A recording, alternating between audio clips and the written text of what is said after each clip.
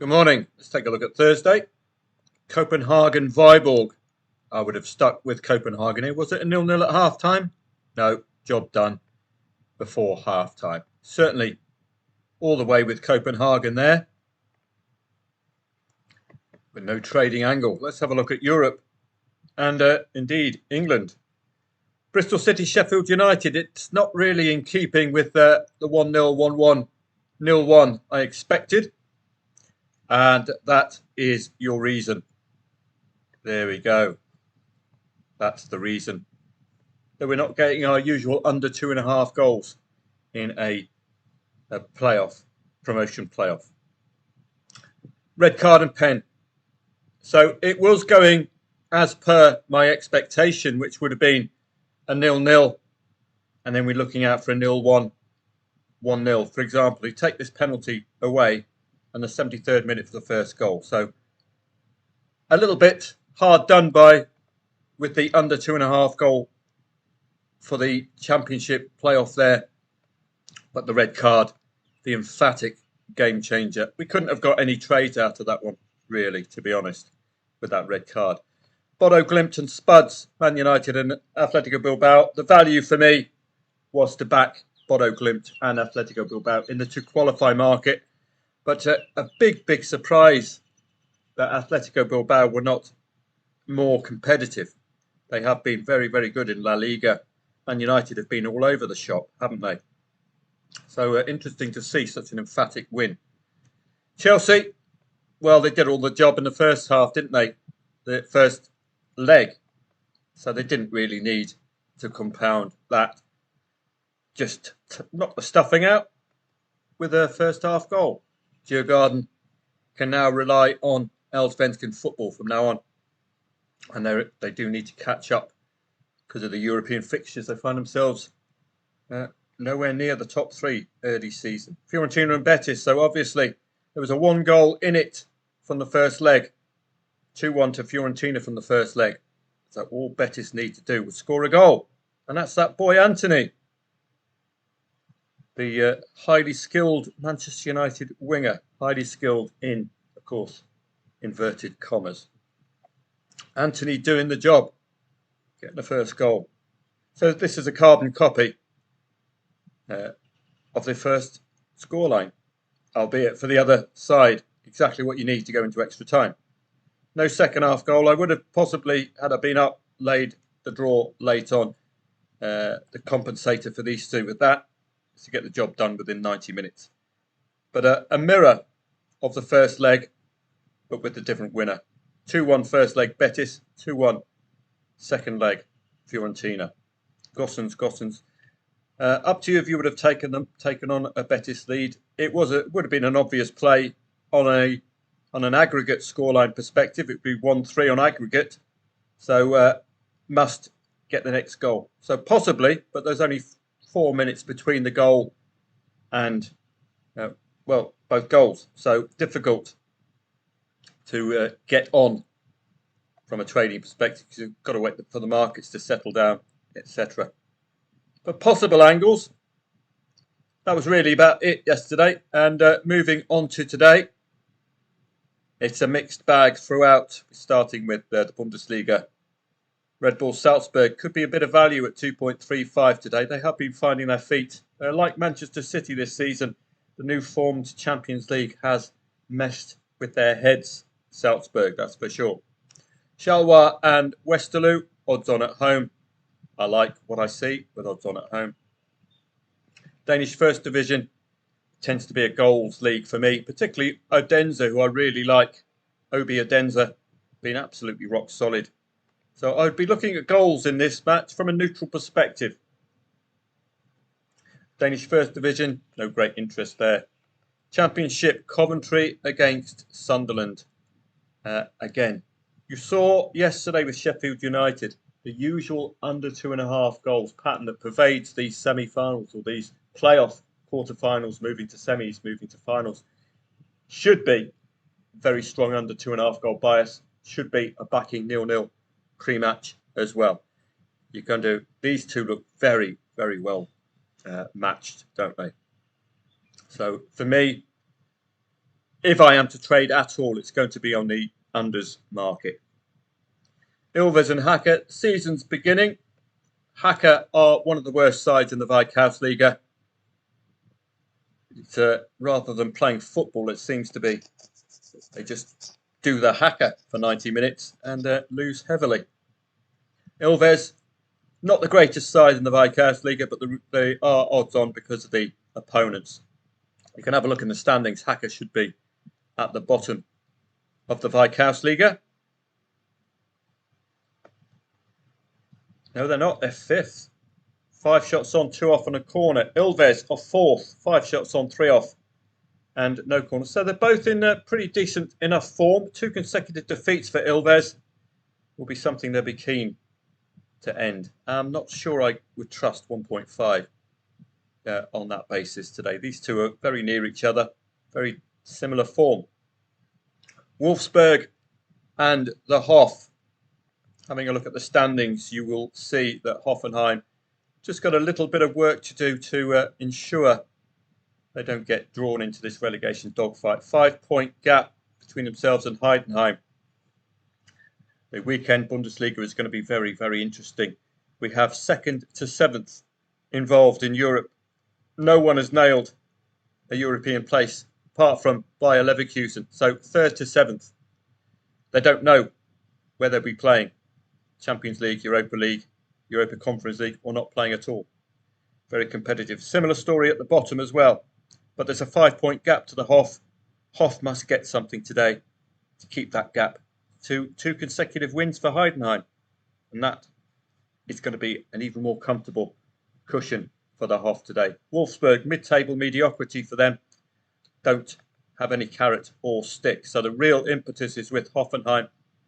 And Hoffenheim showed themselves last match to be very competitive because of this need for points. There's 4-4 against Borussia Mönchengladbach. Does it suggest, because Borussia Mönchengladbach, I believe, were favourite here. No, they weren't. Where they were, 2.25. Very, very competitive from the mighty Hoff. They've even got a player called Arthur Chavs. That's how good the Hoff are. Got a bloke called Arthur who's a chav playing for them. That's the mark of a quality side. So I think how I'm going to enter this match, if I am to play, don't forget, when you're a trader, a good trading decision can be not to trade a match, can't it? But here, I would be looking, I think, at Hoffenheim trying to just get back into the Bundesliga. 2 consecutive wins, the difference, if they can nail 3 points today. I think this will mirror the Mönchengladbach match. Both teams will score. Hoffenheim coming back after conceding, I think. We'll give that a go. Nothing to play for the Wolf. Plenty to play for in the Bundesliga 2 this Friday. And I might be up this evening, but it is my day off. You're certainly going to get a live stream off me tomorrow. And in today's e-letter, you're looking at the tennis, looking at the summer leagues as well, and looking at the live stream upcoming. FC Köln can vie for the title. They've still not guaranteed automatic promotion. So that, for me, is a match to focus on solidly. There's a hierarchy for me of need. And the higher you go up, automatic promotion is number 1. Promotion playoff place is number 2 for me. Number 3, of course, is a point or the win to get you out of the relegation zone. But it is the playoff automatic promotion, which is the absolute key. Preußen Münster and Hertha Berlin, I believe, have their worries elsewhere. Indeed, Preußen Münster with a win will go out of the bottom 3 on goal difference to Braunschweig. That's how tight it is. Greuther Fürth, Braunschweig, Preußen Münster. So a win today for Preußen Münster against Hertha Berlin, who I believe are entering mid-table mediocrity. Albeit, well, yes, 9 points to a top 3. It's a very tough league to get out of, with only 3 places at the top there, as you can see. So competitiveness, for me, Hoffenheim, FC Köln would be 2 matches with need at this stage of the season. Irish Premier Division, Irish First Division, I'll start doing the research next week for you. And it might be old school research because they don't have previews for the Irish Premier Division First Division, meaning I'm going to have to go through soccerstats.com and pick out the angles myself. So you'll get a more in-depth set of research, personalised research for the Irish Premier Division First Division as well. Cork City, Derry City, I would subtly favour Derry City here against newly promoted Cork. Derry City have been in a bit of form, coming from behind as well. They've been a good trader's friend. I like that. It's a top two clash, Shamrock and the Drogs, and the market is clear. No, it's not top two clash. It could be. Is it? Let's have a look. Shamrock and D are at the top. I don't know which side is it. Is the D? Is Drogs indeed? Yeah, it is the Drogs. So that for me is way out of kilter. It's a top two clash. 1.53. A little bit dismissive of Drogheda, given they're having a very good start to the season. So I would be a little happy to take that on. I would be in disagreement with the market based on early season form. The others, the market's telling you a little bit too tough to call. 2.6 the favourite. Dundalk likely to be dominating the Irish First Division, as you can see there with the odds. Bray very near as well at the top. So again, a little. If you're looking at league positions, you wouldn't necessarily have a 1.3 favourite in a clash of the top two. So again, the odds might be a little short here, given Bray's early season form. Kerry, normally a side to take on this day in this league. It's a league without a relegation zone, it looks as if. So welcome to the Irish First Division. This evening, it's going to be a good league this summer. Readable and your Friday staple as well. If you want a Friday trading fix, the Irish Premier Division and the Dutch Eerste Divisie are always your friend on a Friday. AC Milan against Bologna. We still got European woes for AC Milan. Indeed, they're having a poor season. 57 to 63 is 5 points. They must win today. It's as simple as that. Must win for European ambition. Bologna themselves, if you look in the standings, they've had a decent enough season, haven't they? 7th place. So this is a European competition 6-pointer. Do not expect a draw, or at least lay any late draw. 3 points crucial for European ambition for Milan and Bologna. The Eredivisie, Willemswee against Heracles. How are the newly promoted Heracles from a couple of seasons back doing? Well, they're not near the bottom. They're in 12th place, 10 points shy of relegation and only 5 to Heerenveen. So this league, wow. Even the side just above the relegation zone is only 8 points shy of a top 8 place. So a win for any sides in the Eerste Divisie or the Eredivisie changes their season. Eerste Divisie, we've got 10 matches today. It's coming to the end of its season soon. So there'll be plenty, I think. I don't know what this is, period 1, 2, 3, 4. This is where it swaps into Championship relegation group. Not sure what's going on there. But at the top, Volendam, it looks like business has been concluded as far down as Dordrecht. So you would be ignoring the Graafschap even. You'd be ignoring all that lot. It looks like a bit of a tussle between Den Bosch and Emmen and Telstar for that 7th, 8th and 9th. So Den Bosch, Emmen, Telstar. Den Bosch, Emmen and Telstar. So that one immediately, you got your ears pricked. Telstar and Emmen. This could be a take on the draw match, that one. The winner could cement a playoff place. And at the bottom, I don't think there's a relegation zone in the Eerste Divisie. I'm yet to confirm that. It doesn't seem to be. So it's all about Telstar, Emmen and Vitesse Den Bosch. That's all you have to worry about in the Eerste Divisie at the moment. A lot of business has been concluded there.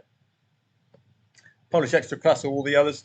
Ayr against Partick Thistle, Premiership relegation. So let's have a look.